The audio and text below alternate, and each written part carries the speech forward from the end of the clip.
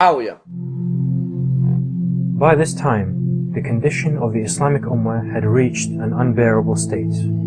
Corruption was rife amongst those with power, and the Bani Umayyah had wreaked havoc across the Muslim lands. When Yazid came to power, one of his first objectives was to gain the allegiance of Hussein, son of Ali, as his support would provide legitimacy to Yazid's otherwise illegitimate rule.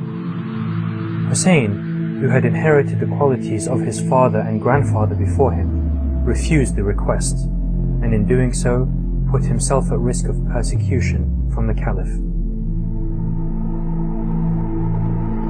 Yazid was the son of Muawiyah. Muawiyah was the son of Abu Sufyan. Abu Sufyan was the greatest enemy of the Holy Prophet ﷺ. Yazid was known to everybody as an arrogant young person that takes pleasure in anything that he likes. So Yazid was brought up as any young man, and he didn't care much about Islam because his father couldn't care much about Islam. A person who in no way attempted to protect the teachings of our Prophet, nor in any way did he seek to be a reflection of the Holy Book. In one occasion, he bombarded the Kaaba and burned it, which, according to all Muslims, Kaaba is the holiest place and the most sacred place in Islam. And this is Khalifatul Muslimin, Yazid, who attacks and burns the Kaaba.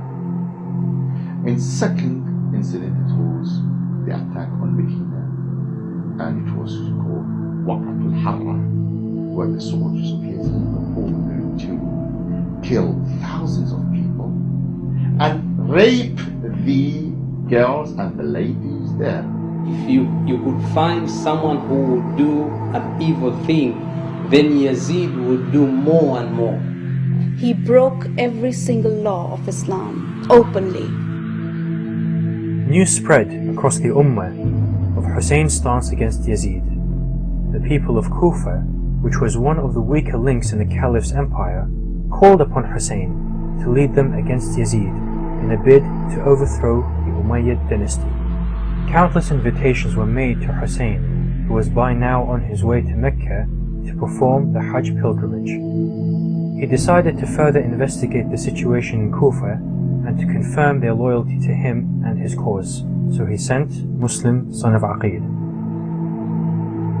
Muslim ibn Aqil was the deputy of Imam Hussein alayhi salam. He was also the cousin of Imam Hussein alayhi salam, and he was sent on command of Imam Hussein alayhi salam to Kufa when Kufians had called for help. So Imam Hussein had told Muslim ibn Aqil to go to Kufa and do research on what are the issues and what is the situation in Kufa. The first finding of Muslim Aqil was that yes, these are all loyal to Hussein, I want him to come. So he sent his report to Imam Hussein alayhi salam that everything is ready and you're welcome. So Imam Hussein moved to Kufa. Muslim Aqil used to lead the prayers in the great mosque of Kufa. When he led the Salat al-Maghrib, 30,000 people were following. The support for Muslim bin Aqil in Kufa had become a major threat to Yazid and his governor, Ubaydullah bin Ziyad. During the evening prayers, people were sent from the court to the governor, publicly announcing that anyone found supporting Muslim bin Aqil will be tortured and put to death. Whatever was the case, it ended up with he finished Salat al-Maghrib. The 30,000 were reduced to 18 only. And when he finished Salat al-Isha, there was none to join him. Finding himself outnumbered and alone, Muslim saw the reality of the situation and quickly sent word to Hussein to cease his journey to Kufa. Muslim was surrounded by the army of Ubaydullah and was taken to the court of the governor. where he was tortured and finally beheaded. He had been dead a few days, and Kufa was under the control of Yazid before Muslims' message had reached the caravan of Hussein. By this time, Hussein, who was close to approaching Kufa, had been intercepted by an army sent by Yazid under the leadership of Hur ibn Yazid al-Riyahi. On the 3rd of Muharram, in the year 61, Hussein and his caravan of family members were confronted and made to stop at Karbala by the river Euphrates.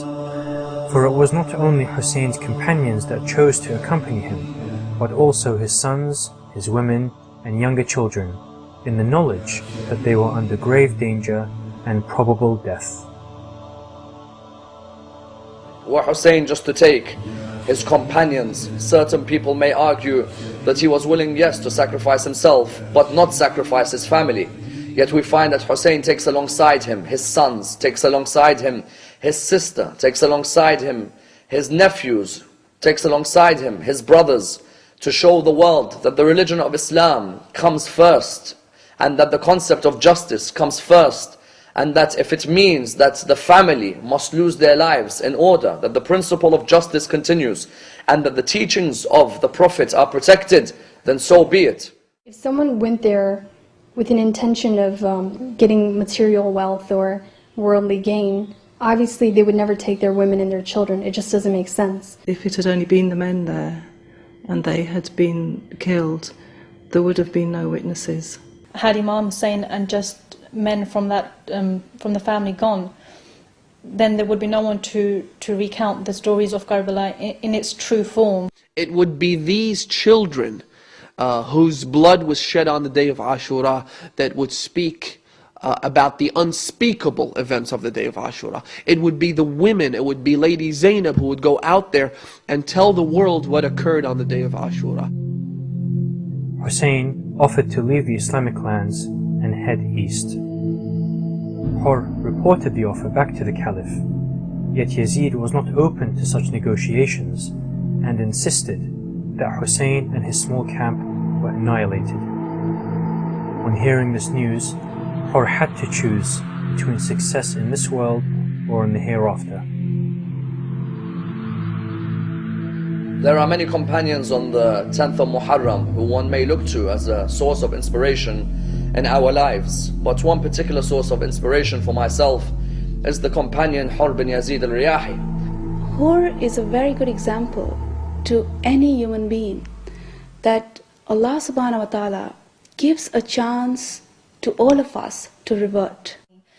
On the ninth night, when he realized that the camp of Imam Hussein is thirsty, they're hungry, yet they're not still paying allegiance to Yazid, he realized that this was happening for a reason. He just searched within his soul and heart, and he found the reason was in fact that they were on the right path. He listened to his instinct, he listened to his soul, he listened to the good part of his soul, and which said to her that you have realized your mistake, so walk forward. He looks one way and looks the other. And of course, he asks himself, now I am choosing between heaven and hell.